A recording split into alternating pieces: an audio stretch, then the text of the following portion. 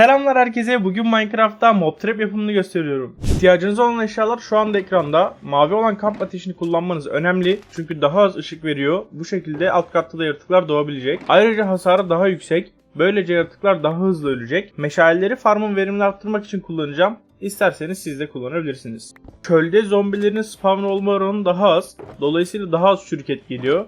Ben bu sebeple farmı çöl biyomuna yapacağım. Öncelikle düz bir zemin bulun veya biraz düzleştirin. Ben düz bir dünya oluşturduğum için bu aşamayla uğraşmadım.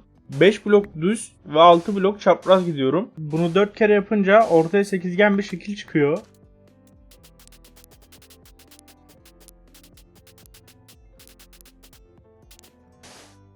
Bu şeklin içini boşaltıyorum ve 4 blok derinliğinde kazıyorum.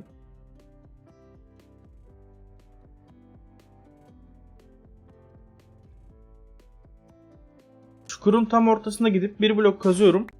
Daha sonra her kenara 2 blok kazarak bu şekli genişletiyorum. Köşelerini birleştirerek 5'e 5 bir alan oluşturuyorum. Burayı 5 blok derinliğinde kazarak küçük bir çukur oluşturuyorum.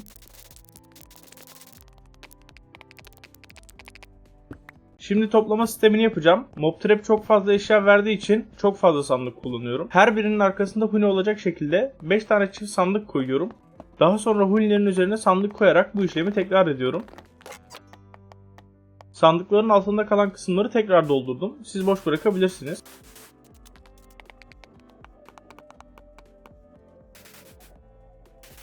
Son sandıkların üzerine sandıkları aktaracak şekilde bütün hunilerimi yerleştiriyorum.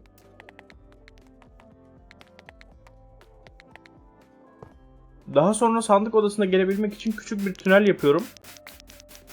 Ben farmı çöle yaptığım için tünel kazarken yukarıdaki kumlar düştü. Şekli bozmayacak şekilde dolduruyorum.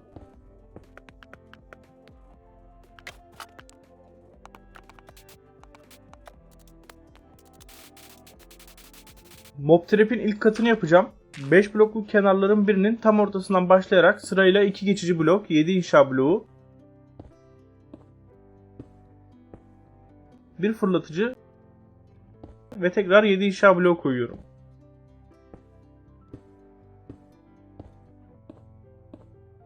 Şimdi fırlatıcının boşta kalan iki kenarını da 7 adet inşa bloğu kullanarak uzatıyorum. Daha sonra bu kenarları diagonal bir şekilde birleştiriyorum. Fırlatıcının üstüne 2 adet geçici blok koyuyorum ve üzerine bir fırlatıcı koyuyorum. Daha sonra bir önceki katta yaptıklarımı tekrar ederek ikinci katı oluşturuyorum. Böylece her kat arasında 2 blok boşluk olmuş olacak. Bu işlemi 5 kere tekrar ederek toplamda 6 kat oluşturuyorum.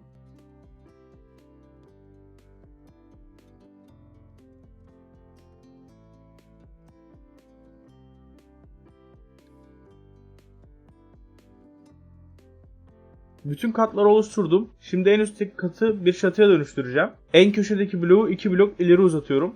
Daha sonra en üstteki bloğu da her iki kenara doğru 2 blok genişleteceğim.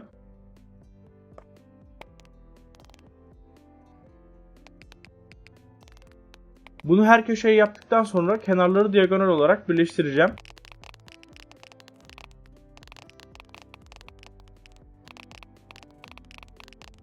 Böylece zeminle birebir aynı şekle sahip olacak. Şimdi gözlemcileri ve su kovalarını yerleştirme zamanı. Zemin kattaki fırlatıcı hariç bütün fırlatıcıların altına yukarı bakacak şekilde gözlemci yerleştiriyorum. Çatı katındaki hariç bütün fırlatıcıların içine su kovası yerleştiriyorum.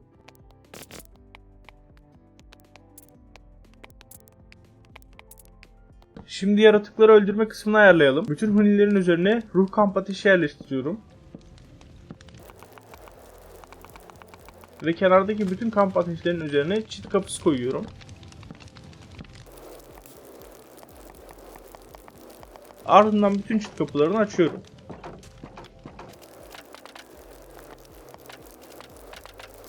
Yaratıkların ölecekleri alana ulaşması için ikinci sıradaki bütün bloklara su koyuyorum.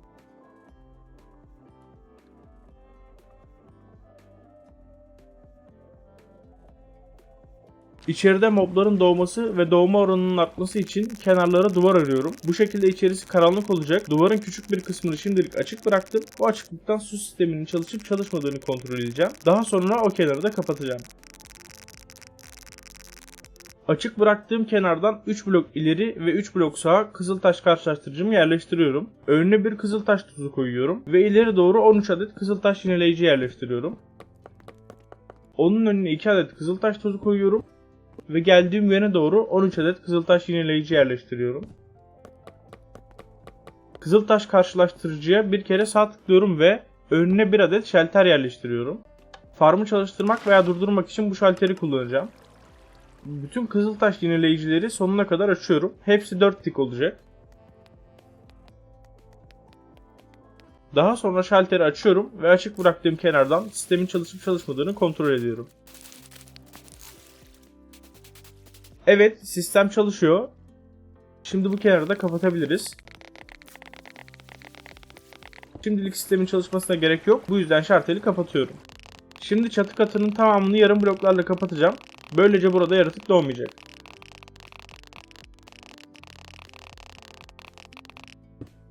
Daha sonra çatı katının tam ortasındaki yani fırlatıcının üzerindeki yineleyicinin üstüne bir adet blok koyuyorum ve üzerine bir merdiven yerleştiriyorum. Bu bloğun üzerine çıktığımızdaki Y koordinatının tam 106 blok üstüne AFK kalacağımız platformu yapacağız. Benim durumumda AFK kalacağımız platformun Y koordinatı 123 olacak.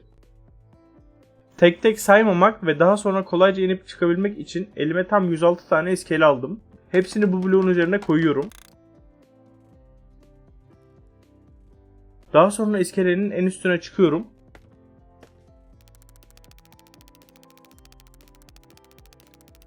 Gördüğünüz gibi Y koordinatı 123. Şimdi küçük bir AFK platformu yapıyorum. 3'e 3 şeklinde bir alan olacak. En ortasına 2 geçici blok ve üstüne bir adet basamak koyuyorum. Ve geçici blokları kırıp platformu biraz ışıklandırdım. Bu iskelenin üzerinde AFK kalabilirim. Mob Trap'in üzerine çıkabilmek için duvarlardan birine merdiven yerleştiriyorum. Bu kısımdan sonrasını platformun verimini arttırmak için tercihen yapıyorum. Platformun her kenarından 32 blok saydım ve bunların köşelerini tahmini olarak birleştirdim. Şimdi 4 blok aralıklı olacak şekilde platformun etrafını meşalelerle ışıklandırıyorum.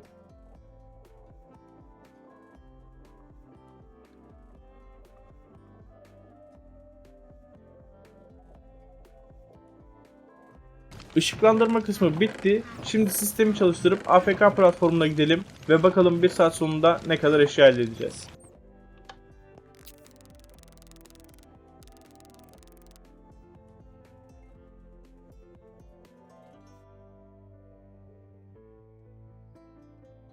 Evet, tam bir saat geçti. Şimdi sandık odasına gidelim ve eşyaları kontrol edelim.